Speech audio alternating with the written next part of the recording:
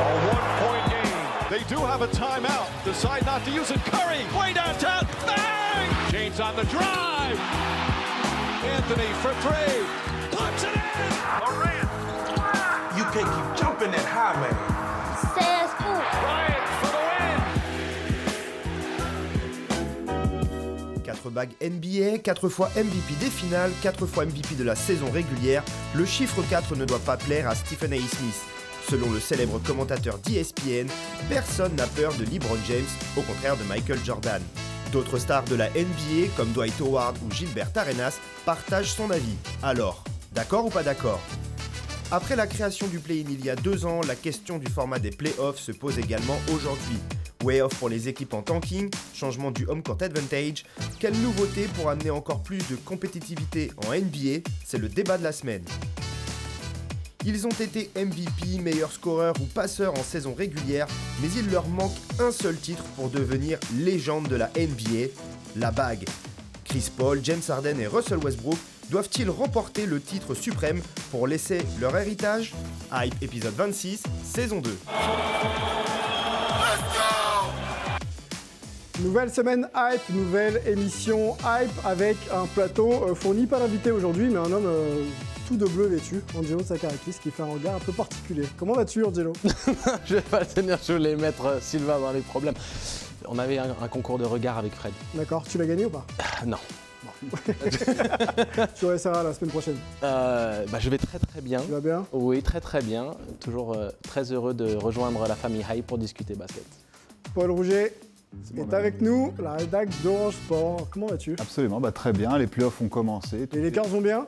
Écoute, on m'avait rionné la semaine dernière quand je disais qu'ils allaient battre les Grizzlies. Et bon, rendez-vous dans quelques jours, mais c'est plutôt pas mal parti. On dit toujours qui rira bien, qui rira le dernier. Hein. Je crois. Un homme qui rit un petit peu moins du côté de San Francisco, Californie, c'est Melvin Carsanti. Salut Melvin.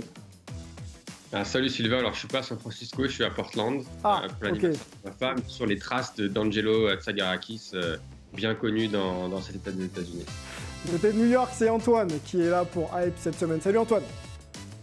Salut. Moi tout va bien, c'est les playoffs, j'ai sorti le popcorn, j'ai sorti le soda, playoffs, c'est bon, on y est là.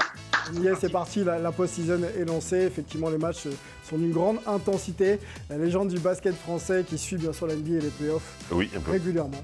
Oui. Là. Comment vas-tu, Fred ? Ça va très bien, je suis ravi d'avoir un parterre, je ne sais même pas comment dire, je suis tellement content avec le regard de Angelo qui me regarde, qui me pique. Je suis ravi d'être là. N'oublie pas que tout est une histoire de sémantique. La sémantique, c'est très important. C'est Paul Jack qui l'a dit. Ça va être difficile à tenir. On va se lancer tout de suite parce que sinon on va partir un petit peu loin. On va parler basket et surtout des récompenses. Chaque année, je vais dire chaque semaine, chaque année, la NBA récompense ses meilleurs employés par catégorie. On va s'arrêter par l'une des premières parce qu'on connaît maintenant les 3 finalistes. Quand on parle de Rookie of the Year, on parle du meilleur débutant de la saison en NBA et on a 3 noms à vous proposer. Le premier, Paolo Banchero qui joue du côté des Magic Orlando, Walker Kessler également du côté des Jazz d'Utah et Jalen Williams, poste 2 du côté d'OKC. On va se faire un petit tour de table pour cette première catégorie de récompensés et puis on essaiera de développer un petit peu ensuite. On va donner la parole à Angelo. Tu vois qui remportait le award du meilleur débutant de la saison ? Alors, même s'il y avait eu le très cher compère du Utah Tribune qui avait expliqué statistiquement que Kessler devait être le rookie de l'année, pour moi, Banchero est légitime et serait pour moi l'élu logique. Banchero pour Angelo. Paul ? Banchero également, c'est une évidence. Je crois que c'est même le premier rookie depuis près de 30 ans à avoir de telles statistiques. Il n'y a que Doncic et Blake Griffin qui avaient fait aussi fort. Donc je pense que c'est une évidence, même si c'est vrai que Kessler est pas mal. Fait une bonne saison. Je trouve qu'il monte en puissance. Surprenant, ouais. Inattendu. Melvin, Banchero, Walker Kessler ou Jalen Williams ? Banchero sans la moindre hésitation, mais je trouve surprenant que personne n'ait mentionné encore Jalen Williams qui a fait une super saison à OKC alors qu'il n'était pas du tout attendu à ce niveau-là. Antoine, tu irais vers qui ? Banchero ou Walker Kessler ou Jalen Williams ? Bah, je vais te dire que Banchero, il est plus bankable en plus, donc c'est pour ça que ça paraît être une vraie évidence, qu'il a été vraiment mis en avant dans son équipe avec le plus gros rôle, tout jeu passe par lui, c'est pour ça qu'il fait d'énormes stats, et c'était d'ailleurs l'objectif de la saison, puisque le Magic ne visait rien d'autre. Par contre, je vais quand même prendre la défense d'Andy Larsen du Salt Lake Tribune. Il a voté Kessler parce que, alors pas sur les stats basiques, mais sur les stats avancées, effectivement, et sur notamment l'impact sur la victoire de son équipe, Kessler a juste été plus performant. Ouais, mais alors, je suis désolé, mais Antoine, il a mis Banchero 3e tout de même. C'est-à-dire, c'est pas juste qu'il a mis Kessler premier, c'est qu'il met Banchero 3e. Donc, de mettre Kessler en premier pour des raisons statistiques qui peuvent s'entendre, mais derrière, de mettre Banchero 3e derrière Williams, ça reste tout de même pour moi le petit aspect qui fait qu'on puisse remettre en question un peu son jugement aussi. Donc, tu veux dire qu'un reporter qui a plus vu jouer le joueur de son équipe qui couvre et d'OKC qu'il a rencontré plus souvent a moins mis en avant un joueur qu'il a vu qu'une fois dans la saison, Paolo Banchero. Ça ne m'étonne pas, c'est un reporter, il sait que le reste des reporters vont faire leur taf. Pour moi, le vote marche bien comme ça ne me dérange pas. Fred. Banchero, même si j'adore Kessler. Je ne pouvais pas faire plus concis. Ils ont tellement tâché, les gars, que... Bon, très bien, la bonne humeur de Fred, on adore. On va enchaîner avec le coach de l'année. Coach of the Year, on a 3 noms à vous proposer. On y va. On a qui est-ce qu'on a? Ça va s'afficher. Voilà. On a Mike Brown, on a Joe Mazzulla et on a Mark Daigneault. Donc Mike Brown pour les Kings, OKC pour Mark Daigneault et puis les Celtics pour Mazzulla. Première saison à la tête de leur équipe respective. Hein. Ils ont au moins ce point commun, les 3 coachs. Angelo, tu irais vers qui? Light the beam, Mike Brown. Ok. Paul. Difficile de dire autre chose que Mike Brown qui ramène les Kings pour la première fois en playoff depuis 17 ans. Rien que pour ça, respect. Ok, je m'attendais aux Celtics, mais non, on ne peut pas. Hein. Non, il ne connaît pas. Ok. Melvin. Mike Brown également. À noter toutefois que Mark Daigneault, ce n'est pas sa première saison à la tête d'OKC. Ça fait déjà, je crois que c'est la 2e saison. Très bien. Ils ont tous les 3 fait un job magnifique, mais c'est vrai que Mike Brown a complètement changé la culture de la loose de Sacramento. Hein. On se rappelle, ça fait 16 ans qu'ils n'étaient pas en play-off. Mais plus que ça, il a vraiment réussi à construire une identité de jeu des 2 côtés du terrain. Et ils ne sont pas 3e de la conférence Ouest pour rien. Et on voit qu'il fait le taf également contre son ancienne équipe, les Warriors, chez qui il était l'assistant de Steve Kerr depuis les 2 premiers matchs des play-offs. On va parler des Kings un petit peu après, parce qu'on a un petit cadeau à vous offrir concernant cette équipe qui retrouve les playoffs depuis un certain temps. Gardons la date pour nous, messieurs. On continue avec Antoine, sur le choix du coach de l'année. Je ne vais pas être très original, c'est Mike Brown. Non seulement c'est le fait que ce soit sa première année avec les Kings, mais c'est aussi le côté réussir à durer toute la saison. C'est bien de commencer très chaud, mais dans cette conférence-là, de réussir à rester au top, c'est franchement fort, surtout avec les attentes qu'il y avait autour, le fait que c'était l'équipe de tous les sports US confondus qui n'avait pas vu les playoffs depuis le plus longtemps. Donc franchement, très très fort. Avec, forcément, je mets quand même une petite note à Joe Mazzulla parce que c'est les Celtics, que là aussi, c'était pas évident à gérer la situation après ce qui s'était passé. Et donc du coup, il faut aussi souligner, je pense, une mention honorable. Fred Weiss. Très vite, non, j'ai tout mon temps. Alors, je ne vous ai pas raconté. La dernière fois, je suis allé à Limoges et j'ai passé un excellent moment. Non, pour moi, c'est Brown, évidemment, parce qu'effectivement, c'est l'équipe qui joue le mieux au basket actuellement. Et honnêtement, c'est un plaisir de les voir. Je trouve que ça donne un vent de fraîcheur. Mais mention honorable à Daigneault, parce qu'il a l'équipe la plus jeune de la Ligue, parce que Chet Holmgren n'était pas là et que malgré ça, ils ont performé. Et qu'on s'imagine que dans le futur, ça peut être une vraie très belle équipe. Équipe qu'on n'attendait pas justement au play-in, qui s'est qualifiée pour les play-in, qui ne fera pas la post-season, donc les playoffs, mais qui fait quand même une saison où l'équipe est compétitive grâce à son coach. On enchaîne avec une catégorie qui récompense le meilleur 6e homme de l'année, donc le premier joueur à sortir du banc. On a 3 noms à vous proposer, en tout cas la NBA propose 3 noms finalistes. Malcolm Brogdon, donc encore les Celtics, Bobby Portis Jr. Du côté des Bucks, et puis Emmanuel Quickley, le meneur des Knicks. Brogdon, tête et épaule, devant tout le monde. Paul ? Je suis plus Quickley, moi. Même s'il a joué une vingtaine de matchs dans le 5. Donc, 6e homme quand tu joues un match dans le 5, un peu limite. Mais voilà, excellent défenseur. Il fait des pointes à 39, 40 points ces dernières semaines. Quickley, je trouve qu'il a vraiment changé quelque chose aux Knicks. Antoine pourra nous confirmer. On va lui demander à Antoine. Melvin, d'abord, Brogdon, Portis Junior ou Quickley ? Moi, je rejoins mon Spike Bro, Brogdon, sans aucune discussion. Emmanuel Quickley, tu l'as vu jouer, Antoine, cette saison du côté des Knicks, joueur en progression, qui sort du banc.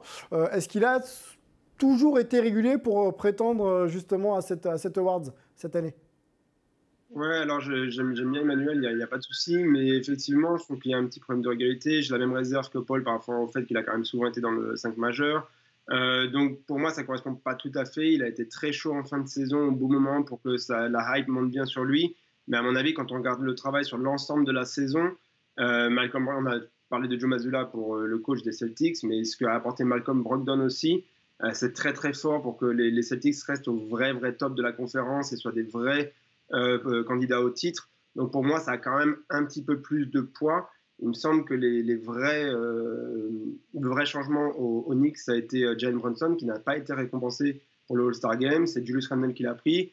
Là, si c'est Emmanuel Quickley qui a encore souligné, bon, je pense que Jalen Brunson aura ses lauriers d'une manière ou d'une autre. Mais il me semble que c'est un petit peu biaisé, quoi. Le succès des Knicks ne repose pas à ce point-là sur Emmanuel Quickley, même si c'est une récompense individuelle.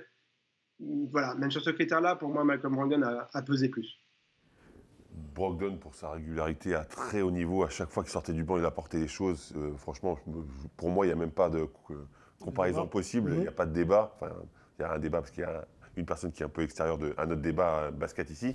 mais concrètement, il n'y a pas de débat. Après, moi, je suis un grand fan de Bobby Portis aussi. Hein. Chaque fois qu'il rentre, je trouve qu'il un peu sous-coté. Ouais. Je trouve qu'il est un petit peu sous-coté. Ouais. Alors, il n'est pas au niveau que Brogdon, évidemment, mais quand même, très belle saison. Ce qui est quand même important de mettre en avant, c'est que Brogdon est un meneur de jeu titulaire à la base, qui a accepté de se mettre sur la plage arrière et de prendre à cœur son rôle de manière très professionnelle et de permettre justement aux Celtics d'avoir cet apport en sortie de banc qui les rend un peu à la Ginobili, époque Spurs de l'époque.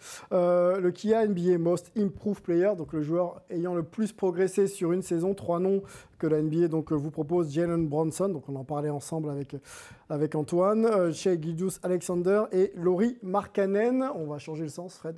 Oui, moi, Markkanen. Markkanen, parce que j'ai un peu comparé ses stats, j'ai trouvé que c'était plus intéressant. Il est pour la première fois All-Star en plus. Je trouve qu'il mérite. Alors, les deux autres, concrètement, ils ne déméritent pas non plus. Hein, parce que Shai, il fait quand même une saison incroyable. Et Brunson, si les Knicks sont là, c'est aussi en très grande partie grâce à lui. Mais si je devais en choisir un, voilà qui je choisirais. Jalen Brunson, avec toi Antoine, tu parlais de Quickley, l'impact de Brunson sur cette saison, indiscutable, failli être All-Star d'ailleurs, d'une courte tête. Est-ce que tu le vois remporter ce titre de joueur ayant le plus progressé ? C'est ça, le truc, c'est que j'aimerais bien pouvoir un petit peu le souligner, mais le problème, c'est que c'est le joueur ayant le plus progressé. Et à mon avis, il était déjà dans un rôle assez similaire, un impact, alors bien sûr à côté de Doncic, il y a moins de place, etc. Mais on savait qu'il pouvait déjà faire ça en arrivant de Dallas. Donc, je ne suis pas sûr que la progression soit aussi forte que pour un Markkanen, où on se disait que ça commence vraiment à stagner du côté de Chicago, alors qu'il y avait eu quelques espoirs pendant un moment. Et là, d'un coup, ça l'a vraiment réveillé. Au Jazz, il est dans un très gros rôle. All-Star, c'est quand même pas n'importe quoi. Donc, pour moi, ça reste Markkanen. Un mot avec Melvin sur Shai Gilgeous-Alexander, côté ouest de la conférence aux États-Unis, un joueur fantastique qui continue de progresser. Est-ce qu'il peut, malgré le fait qu'il était déjà très performant la saison dernière, prétendre à être le joueur ayant encore le plus progressé en NBA ? Alors, je pense que c'est vraiment la question pour cette award, c'est-à-dire qu'il n'y a pas vraiment de critères. Et on l'avait vu déjà la saison dernière avec Ja Morant qui avait gagné cette award la saison dernière, alors que c'était déjà vraiment une star. Et sa progression, comme le disait Antoine, n'était peut-être pas au niveau d'autres joueurs. Et là, je pense qu'on va avoir exactement le même débat. Moi, je vais rejoindre Fred, et je suis plus pour Markkanen, qui est vraiment sorti de nulle part, et personne ne l'attendait à ce niveau-là d'option numéro 1 pour cette équipe du Jazz, alors que Gilgeous-Alexander et Jalen Brunson faisaient partie des stars de leur équipe avant le début de la saison. Donc, c'était un peu normal de les voir à ce niveau-là. Évidemment, Shai a été exceptionnel et sera sûrement first team All-NBA. Mais pour moi, pour cet award-là, la progression, ça devrait être Mark Cannon qui devrait être récompensé. La catégorie reine, on peut l'appeler comme ça, qui a MVP, donc Most Valuable Player, le joueur ayant le plus d'impact sur sa franchise. On a 3 noms, on en parlait la semaine dernière ensemble. Giannis Antetokounmpo, déjà élu.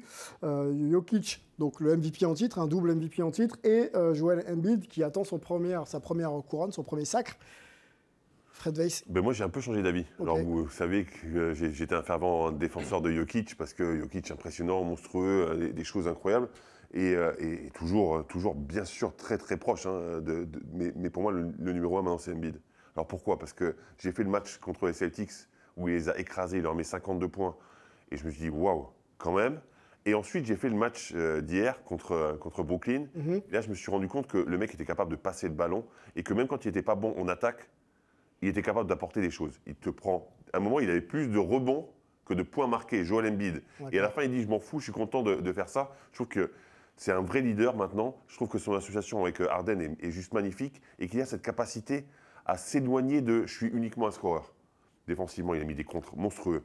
Il a pris les rebonds, il a fait les passes. Quand on voyait qu'il y a des prises à 2 systématiques, il pouvait pas, concrètement, il ne pouvait pas attaquer. Donc, alors, je sais que ce match ne compte pas pour la saison, mais ça m'a juste ouvert les yeux sur sa capacité, parce que finalement, sur son registre, sur l'étendue de sa panoplie effectivement offensive, et pas que. Et je me dis, le mec est fort des deux côtés quand même. Ouais. Et rien que pour ça, je trouve que ça vaut le coup que ça soit lui. On rappelle que les analystes américains et ESPN notamment mettaient les deux, donc Joel Embiid et Nikola Jokic, quasiment coude à coude pour être élus MVP. Donc ça va se jouer, à mon avis, ou si c'est peut-être déjà joué, se jouer d'un rien du tout. On a peu de temps, il faut qu'on enchaîne. La catégorie, la dernière qu'on va évoquer ensemble, le meilleur défenseur de l'année, si cher à Rudy Gobert. Donc ce ne sera pas pour Rudy cette année. On a 3 noms, Jaren Jackson Jr., Brook Lopez et Evan Mobley. Et l'info est tombée hier soir. Le titre ira pour Jaren Jackson Jr. Est-ce que ça surprend Angelo ou pas? Pas du tout. Je pense que c'est l'élu légitime, même si les deux autres avaient des arguments de valeur. Mais pour moi, Evan Mobley est quand même un petit ton en dessous. C'est, je pense, le meilleur défenseur de l'année du futur. C'est-à-dire que dans les 2-3 années qui viennent, s'il continue avec sa marge de progression et qu'il s'endurcit un peu plus avec l'expérience qu'il va accumuler et avec aussi la montée en puissance des Cavs qui à l'Est peut légitimement venir titiller le top 3 dans les années qui viennent et s'y installer confortablement, ça va, je pense, entre guillemets, tamponner son statut de meilleur défenseur parce que ça passera justement par son apport défensif, sachant qu'on a Mitchell qui va s'occuper de l'attaque. Jackson, il était déjà un candidat, on va dire, qui était dans toutes les têtes, un candidat sérieux par le passé. Maintenant, il tamponne son statut. Et la raison pour laquelle je lui donne l'avantage sur Brook Lopez, c'est que je trouve qu'il est capable de faire plus de choses défensivement. Lopez est très fort dans un registre. Pas que dans les chiffres. Pas que dans les chiffres, parce qu'il a plus de mobilité, tout simplement. Capable de défendre plusieurs positions. Déjà sur les switches défensifs, il est capable de défendre les arrières, etc.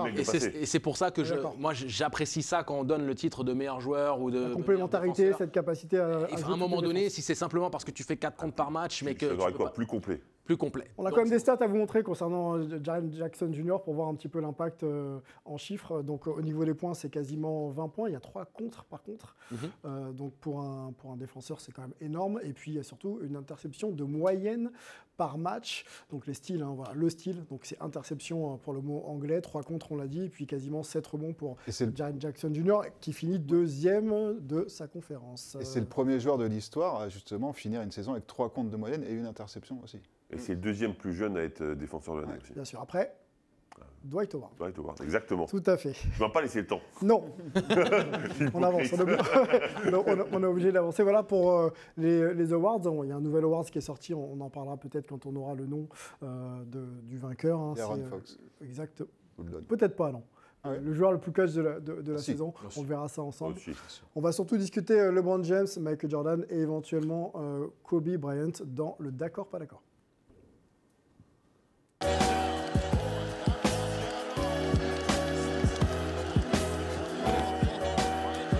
Alors, discussion éternelle entre Jordan, Kobe et LeBron. On va essayer de rouvrir un petit peu cette discussion ensemble, puisque pas mal d'analystes NBA, notamment Stephen A. Smith, évoquent la carrière et le cas de LeBron versus celle de Jordan.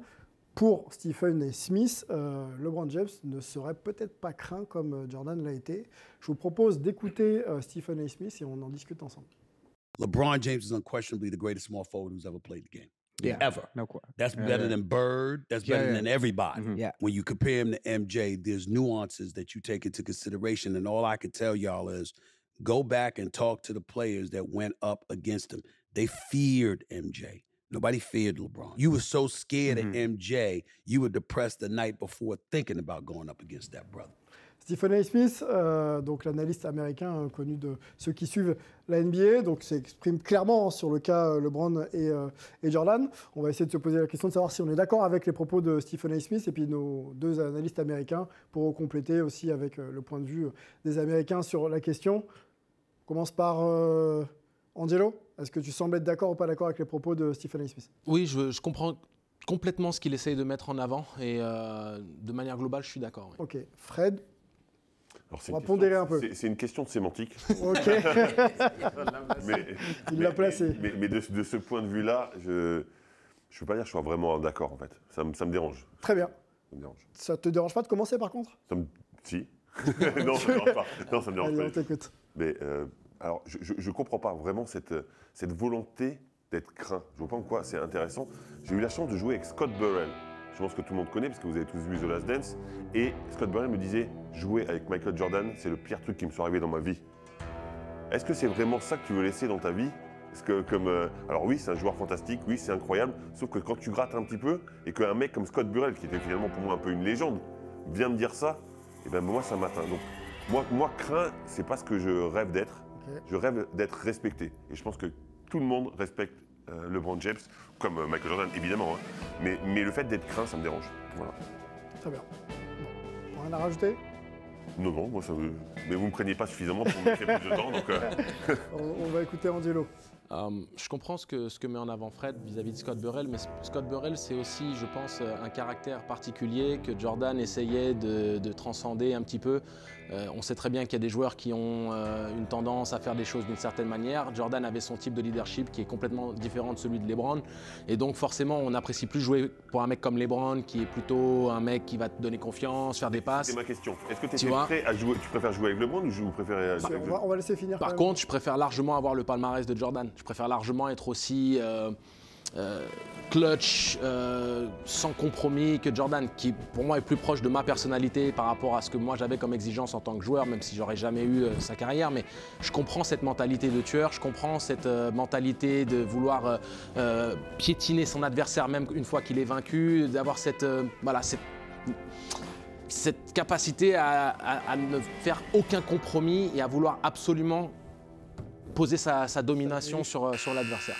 Donc, mais j'ai pas répondu parce que tu m'as un petit peu... Je partais sur une autre tangente. C'était juste pour dire que dans la perspective d'un Stephen A. Smith, quand on parle de la crainte qu'avaient les adversaires de Jordan, c'est, je pense, lié aussi à sa personnalité en comparaison à celle de LeBron, qui est beaucoup plus accessible, beaucoup plus dans... Ça a l'air d'être un bon mec, LeBron. Oui, c'est con, mais ça a l'air. Alors, le point de vue... Je pense que c'est ça, tu vois, la nuance qu'il essaie de... on va essayer d'aller chercher la nuance du côté des États-Unis avec Antoine. Le point de vue, ton point de vue, le point de vue peut-être aussi du grand public et des spécialistes quand on parle de basket aux États-Unis sur la crainte que pouvait générer Michael Jordan versus celle de LeBron. Alors, deux époques différentes et deux manières d'appréhender le jeu de manière différente, mais qu'est-ce que toi, tu peux nous en dire? En gros, Jordan, t'avais peur qu'il vienne t'étriper, qu'il t'arrache les tripes, qu'il te les mette autour du cou pour te pendre. Enfin voilà, quoi. La crainte de Michael Jordan, c'était ça, c'est que le gars allait vraiment te tuer sur le terrain et puis pas qu'un peu, quoi. LeBron, tu penses pas que ça va être ça, mais par contre, tu penses qu'il est potentiellement imbattable. Il y a Al Horford qui en parlait récemment. Il disait c'était le match 7, on était dans les dernières minutes ou même prolongation. Et donc, Al Horford arrive et quand même, il sent qu'il est un petit peu fatigué. Il regarde ses coéquipiers qui sont forcément un petit peu fatigués. Et là, il y a LeBron qui, lui, il est à la table de marque, prêt à rentrer sur le terrain et posé, quoi. Il est les bras ballants, il regarde un petit peu tout le monde, il respire normalement.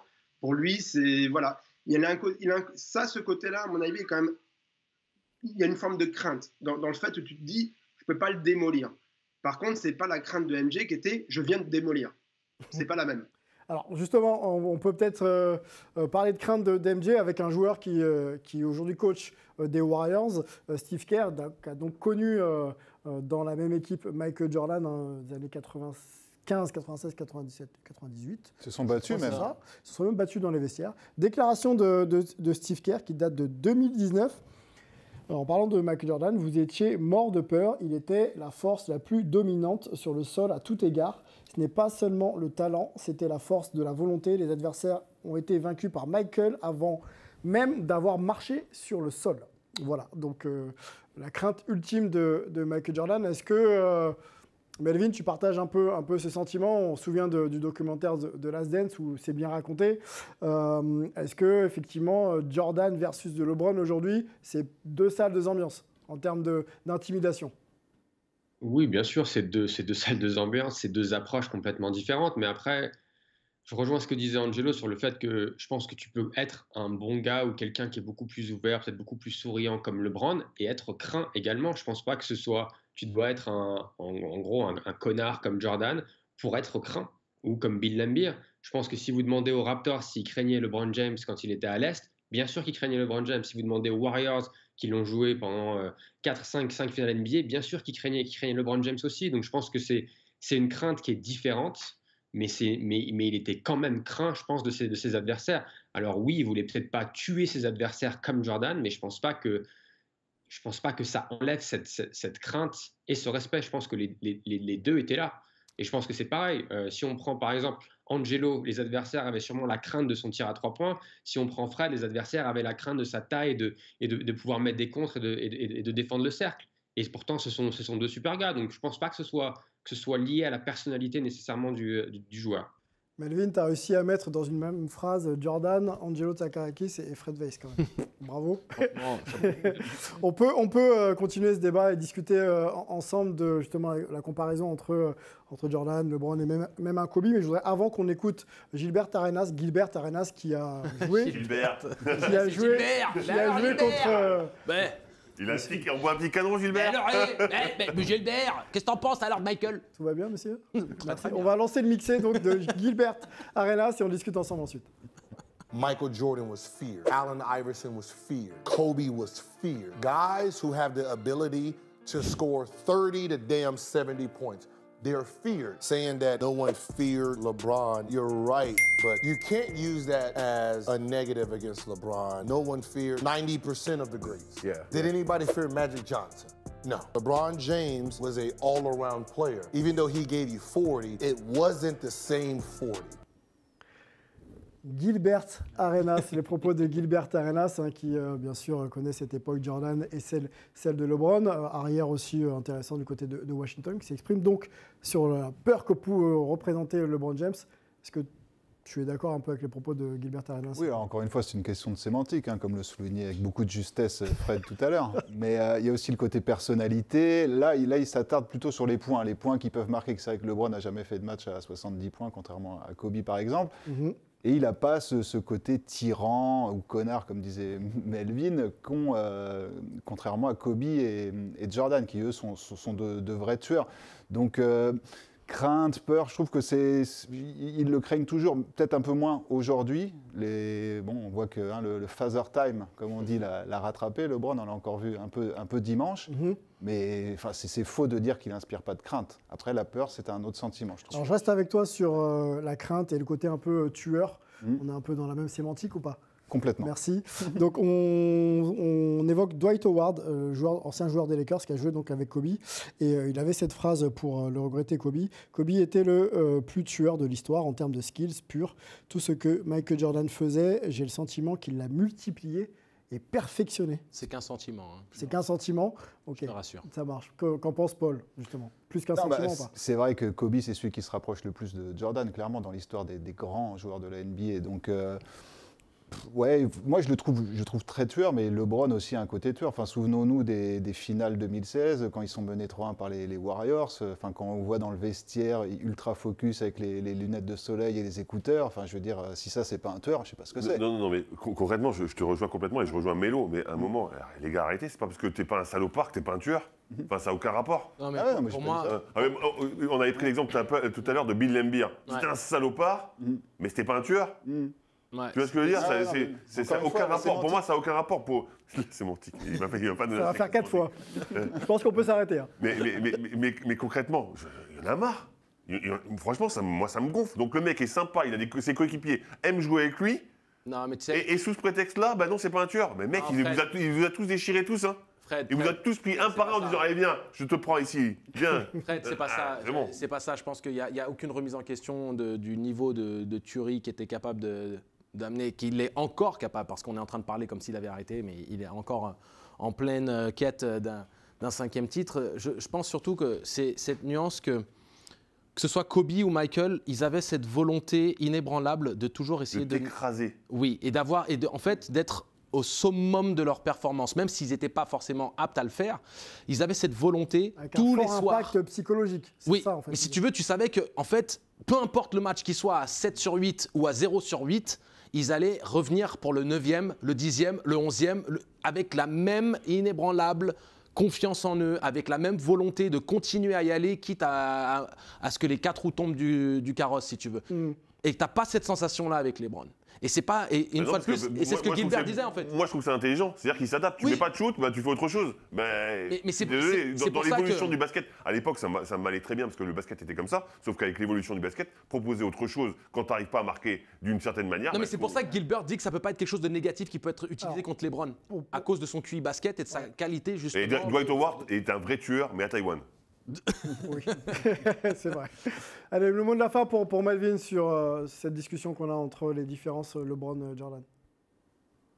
Je pense que tout a été dit. Je pense c'est un type sympa. Il est aussi craint, c'est aussi un tueur. Pas de la même façon que Jordan, mais c'est quelqu'un qui fait partie, je pense, des joueurs les plus craints de l'histoire de la NBA, tout simplement. Je suis d'accord. Il y a des niveaux. Tu as des Hall of Famers qui sont Hall of Famers dès le premier ballot. Ça n'a rien à voir. C'est les mecs qui cultivent le truc. Le fame. Donc tu as les Hall of Famers qui sont premier ballot, deuxième ballot, troisième ballot. Et c'est un peu cette idée-là. C'est-à-dire que quand tu parles de tuerie, de mentalité de killer et tout ça, bah, tu as des mecs qui sont premier ballot. Jordan est hors catégorie, de toute façon. Avec Kobe, qui pour moi est un alter ego dans cette idée-là. Bon. Continuons à discuter ensemble. On va s'arrêter sur les innovations en NBA dans le débat de la semaine.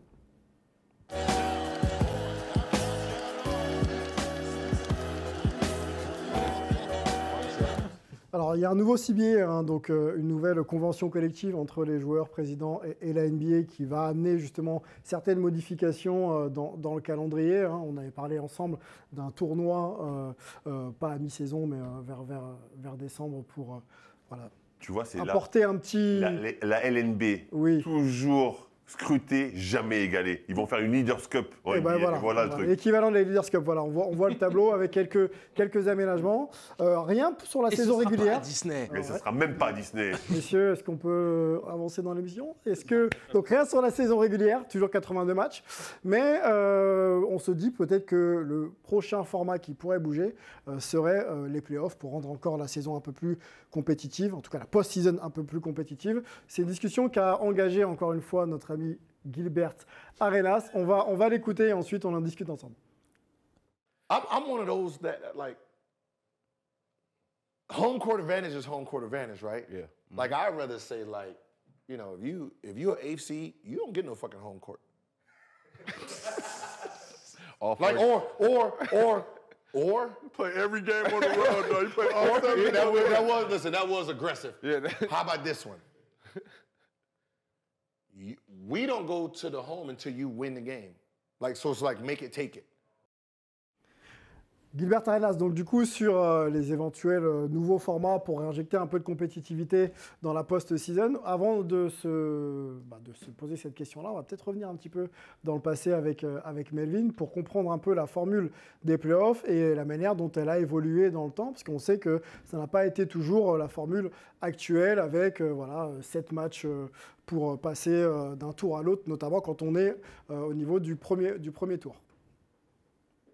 Ouais, alors on vous avait fait l'historique de l'expansion des franchises dans NBA. Donc on va pas partir du tout début, mais on va partir de 1984. C'est la première année où on a le format qu'on connaît aujourd'hui, c'est-à-dire 16 équipes, 8 par conférence, 4 tours. Par contre, à la différence de cette année, le premier tour était au meilleur des 5 matchs. Donc il fallait gagner que 3 matchs pour passer au deuxième tour. En 2003, on passe à un premier tour à 7 matchs, donc ce qu'on connaît aujourd'hui. Et ça va rester jusqu'à aujourd'hui, ça va pas bouger. Par contre, en 2005, on a les vainqueurs de chaque division étaient garantis un top 3 dans la conférence. Alors ça a créé pas mal de controverses parce qu'il y avait des équipes qui finissaient première de leur division, mais la division n'était pas top, donc du coup, ils avaient un bilan qui était moins fort que d'autres équipes. Du coup, la NBA a changé ça en 2007, où si tu gagnais ta division, tu étais seulement garanti une place dans le top 4. Ça a été enlevé en 2016, où on a vu donc le premier tour en 7 matchs, plus de garantie pour les division winners. Et après, l'autre changement, ça a été la bulle en 2020 avec l'arrivée du play-in, et l'arrivée du play-in qui a été conservée en 2021 et qui sera sûrement là pour encore quelques années. Ça, c'est la formule actuelle. Merci, Melvin. On va parler de compétitivité de manière globale. La saison régulière, on a vu que c'était très, très ouvert avec une conférence Ouest. Toutes les équipes pouvaient se qualifier encore en play-off ou en play-in jusqu'à quasiment la dernière journée. Là, on est en train de vivre les play-offs ensemble. Est-ce que cette formule a besoin d'être modifiée pour accentuer encore un peu plus la compétitivité, messieurs? Question un peu ouverte. Franchement, j'ai du mal à comprendre parce que je trouve que les play-in, au départ, j'étais un peu réticent, je me posais la question, sauf que je trouve que ça a fait gagner énormément en compétitivité. Et là, ça se voit sur toutes les oppositions. Elles ne sont pas dégueu pour l'instant quand même. Je trouve qu'on voit des beaux matchs, il y a de l'intensité, c'est dur.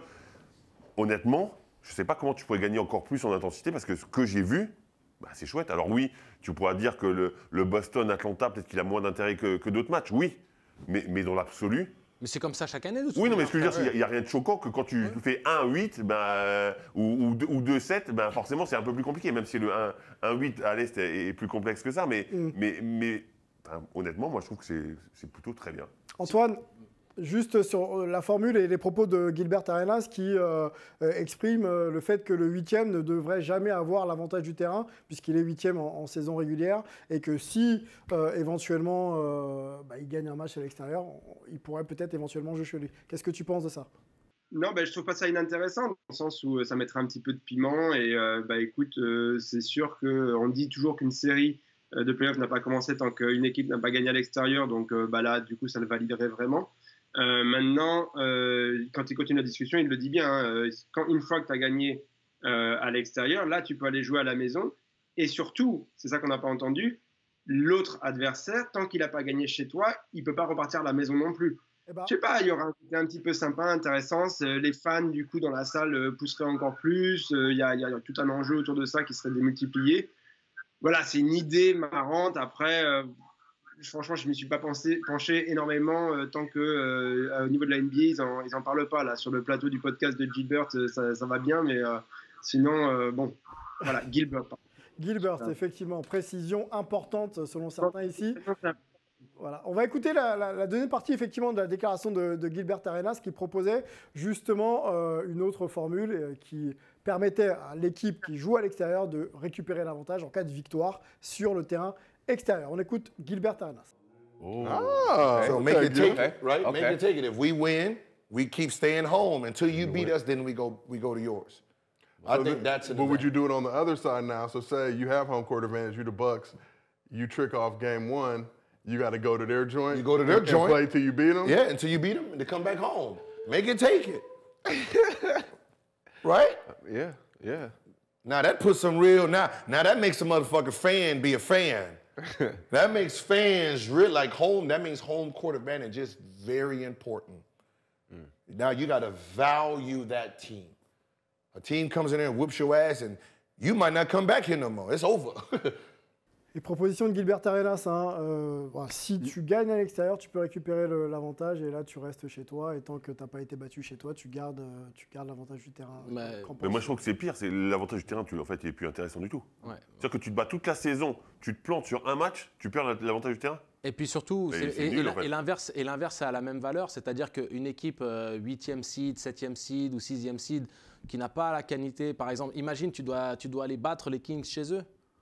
Et donc, tu te retrouves n'importe quel seed en dessous du 4e et tu dois aller à l'extérieur du côté de Sacramento et il faut que tu en gagnes au moins un, mais tu n'es pas sûr d'en gagner un. Ouais. Et quelque part, c'est ça. Imagine, tu finis 5e à égalité et sur le truc particulier et tu te retrouves à aller à l'extérieur tout le temps. Allez, l'avis de Melvin. Ouais, non, déjà, moi, je pense qu'il faut prendre ce que dit notre ami Gilbert avec des pincettes, parce que de toute façon, ce qu'il dit, c'est déjà le cas. C'est-à-dire que, par exemple, Angelo prenait l'exemple de Sacramento, les Warriors qui sont 6e, quoi qu'il arrive, doivent aller gagner un match à Sacramento. S'ils gagnent un match à Sacramento, les Kings, quoi qu'il arrive, doivent aller gagner un match à San Francisco. Donc, c'est déjà le cas. Donc, pour moi, je pense que c'est un peu un faux débat. Comme le disait Fred, la compétitivité, elle est déjà là, elle existe. Je ne pense pas qu'on a besoin de complètement repenser les playoffs.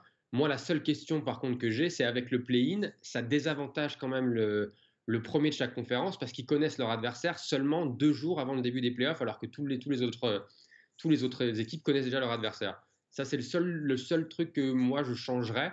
Et donc, pourquoi pas donner au premier de chaque conférence le choix de son adversaire pour les playoffs.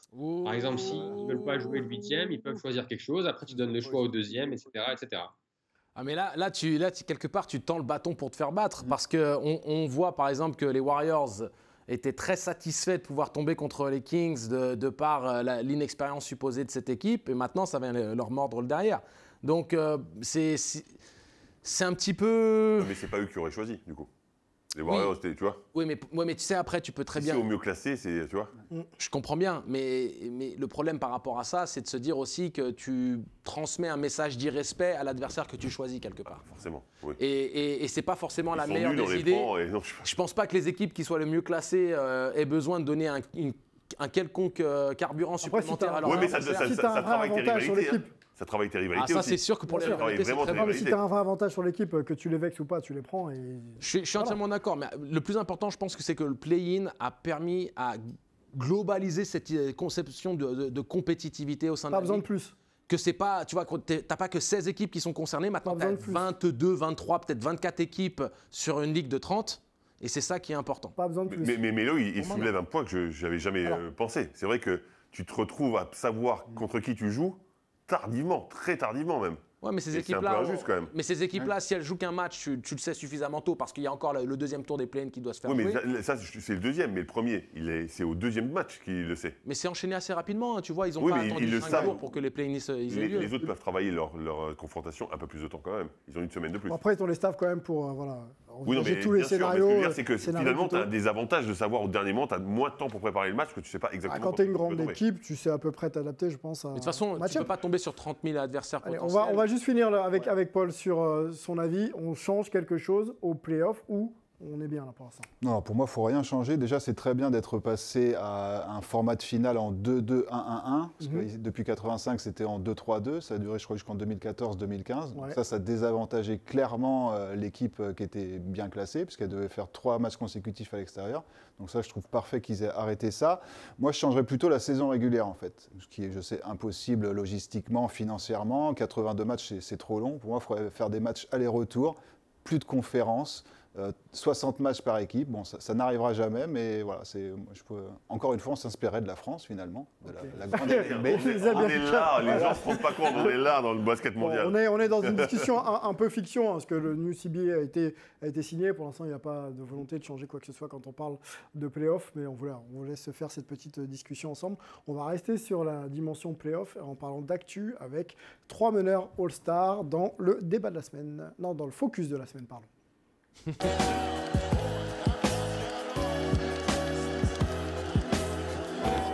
Yes. Bon, le focus, le débat, s'était fait, je vais y arriver. Le focus maintenant, on va parler de 3 meneurs All-Star et peut-être même sûrement Hall of Famer CP3, donc Chris Paul, James Harden et Russell Westbrook sont tous les 3 qualifiés en playoff, tous les 3 meneurs titulaires de leur équipe et des joueurs très très impactants encore jusque-là. Par contre, pas titrés les 3. Pas titrés les 3, on arrive quand même à un âge avancé pour Chris Paul, parce que c'est 37 ans, 34 pour Westbrook, 33 pour James Harden. Est-ce que l'héritage, messieurs, de ces joueurs-là sont en jeu?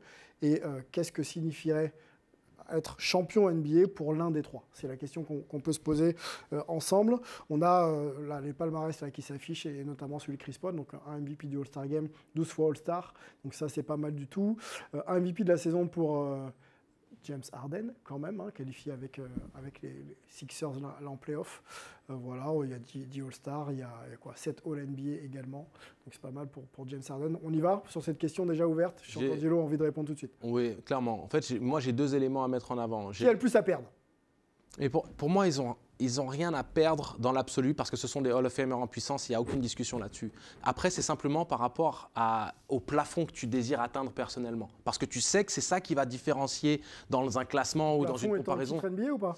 Pour eux, oui, parce que c'est la seule chose qui leur manque. Je veux dire que dans un palmarès, tu regardes les éléments manquants, mais un John Stockton, on ne remet pas en question la légende qu'il représente dans le basket parce qu'il n'a pas de titre NBA. Jason Kidd. Oui, parce qu'on l'explique, John Stockton. Par exemple, on explique qu'il a vécu les années de Jordan, etc. Tu vois. Ouais, mais quand il y a une explication, lui c'est le meilleur passeur de l'histoire, effectivement, il y a Jason Kidd, Gary Payton, ils prennent un titre. Ok, un à Dallas et l'autre à Miami, très bien, mais c'est pas de ça dont on se souvient quand tu parles de Gary Payton ou de Jason Kidd. Ouais. Tu parles pas du titre de Dallas. Ah oui, Jason Kidd, le titre de Dallas, c'est l'élément marquant de sa carrière. Effectivement, tu parles pas de ça, sauf que pour te faire entrer dans cette catégorie, il te faut le titre. Ils auraient été Hall of Famers sans ce titre.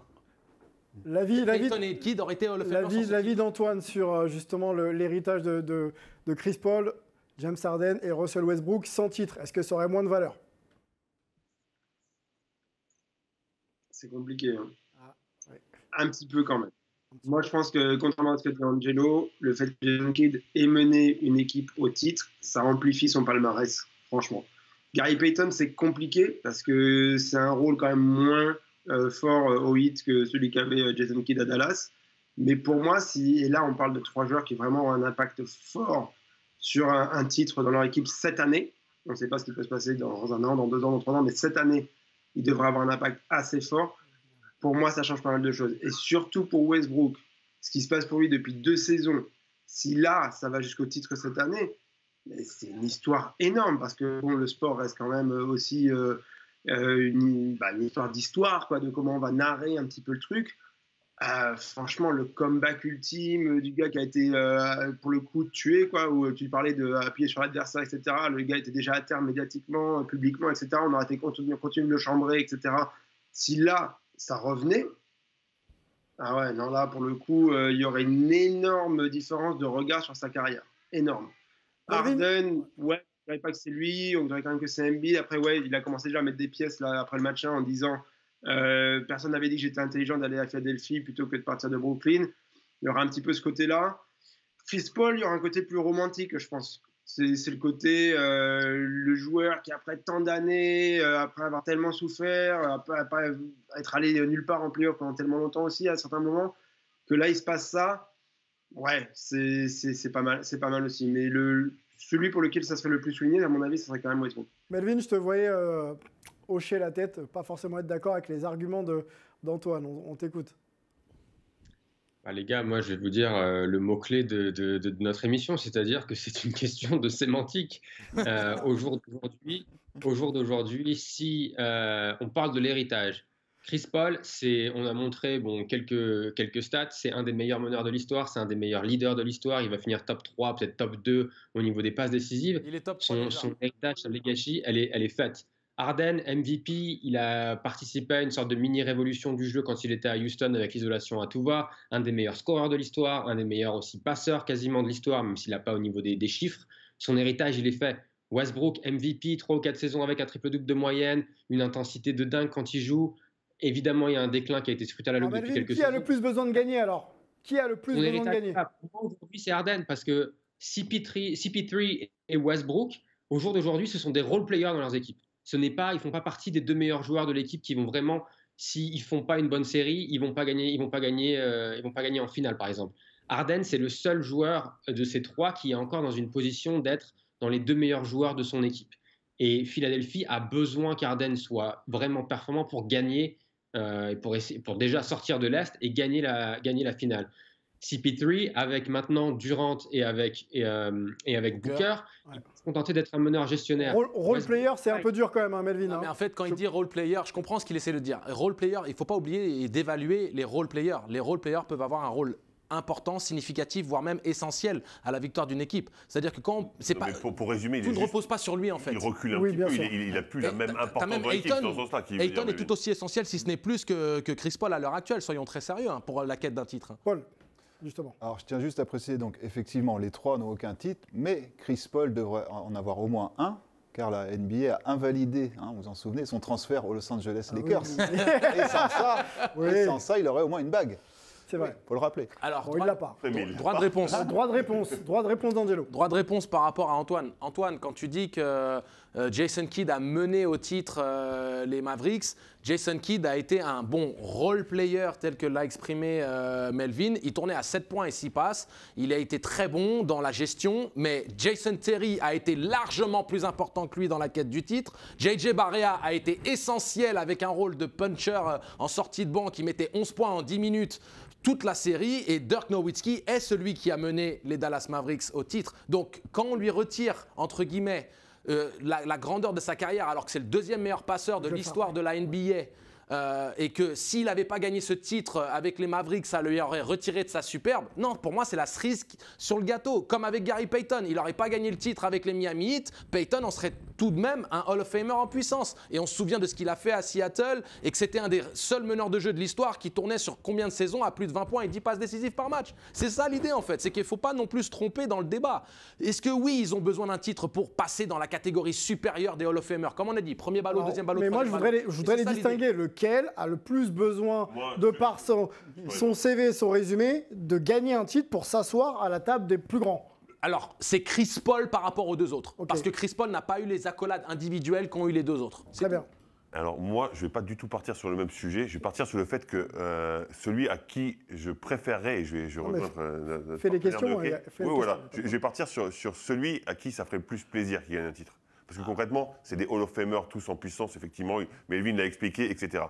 Ben, moi, c'est Russell Westbrook. Je suis d'accord. Je rejoins complètement Antoine parce que Russell Westbrook, il vit une saison galère et ça serait l'apogée aux Lakers.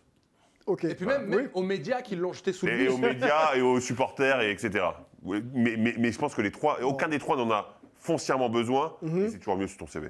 Mais celui qui en a le plus besoin par rapport aux autres, c'est quand même Chris Paul. Parce que n'oublions pas que c'est le mec qu'on considère le point god, qui est un statut qu'on lui donne gracieusement, sans pour moi que ce soit si justifié que ça. Oui, et puis même et surtout ça, c'est qu'il a eu des opportunités. Ouais, mais moi, là, je rejoins Melvin. Melvin, il a raison. Le seul qui soit dans le même rôle qu'il avait avant et sur lequel il doit dominer, c'est James Harden. Parce que c'est lui qui est le plus important dans son équipe. Les autres ont reculé un petit peu pour Chris Paul, reculé beaucoup pour Russell Westbrook, mais ils peuvent apporter comme role player. Est-ce que cette notion de sacrifice, elle compte pas un peu plus, justement, dans le storytelling, dans l'idée de leur dire quelque part, James Harden, il fait du sacrifice aussi, hein, quelque part.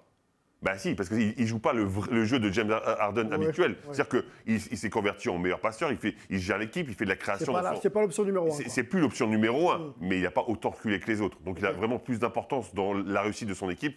Et dans ce cas-là, c'est lui qui en a le plus besoin. Fred, très vite, il est fort. Et imagine que la subtilité dans ce que tu mets en avant, c'est que pour que les Sixers puissent aller au bout, ils auront besoin que Harden redevienne Harden par séquence.